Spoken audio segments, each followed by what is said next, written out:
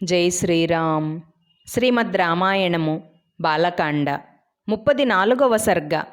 విశ్వామిత్రుని జననము. విశ్వామిత్రుడు శ్రీరామునకు తన వంశచరిత్రను తన జననము గురించి ఈ విధముగా తెలిపెను.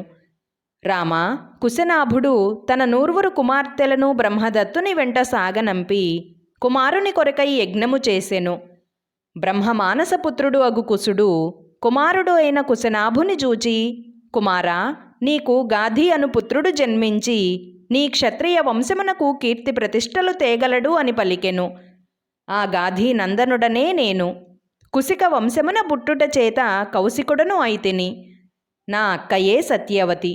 ఆమె రుచీకుడు అను మహర్షిని వివాహమాడి తన పతివ్రతా మహిమచే నదీమ తల్లిగా మారినది.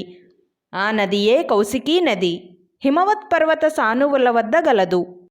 తతోహం హిమవత్పార్శ్వే వసామి నిరతః సుఖం భగిన్యాం స్నేహ సంయుక్తః కౌశిక్యాం రఘునందన. అనగా, ఆ కౌశికీ నది దగ్గర నా అక్క ఎందుగల అనురాగముచే నేను సుఖముగా వసించుచుందును. రామా, నిన్ను చూచుటకై యాగ నిర్వహణ కొరకై అచ్చటి నుండి సిద్ధాశ్రమమునకు వచ్చి తిని. రామా, రాత్రి చాలా గడచినది. నీవు సుఖముగా నిదురింపుము. ఉదయముననే బయలుదేరుదుము అని విశ్వామిత్రుడు పలికెను. జై శ్రీరామ్. 34వ సర్గ సంపూర్ణము. అందరికీ నమస్కారం. పూర్వజా డివోషనల్ ఛానల్కు స్వాగతం.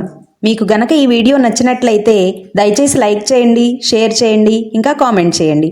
సబ్స్క్రైబ్ చేయడం, బెల్ ఐకాన్ నొక్కడం మర్చిపోకండి.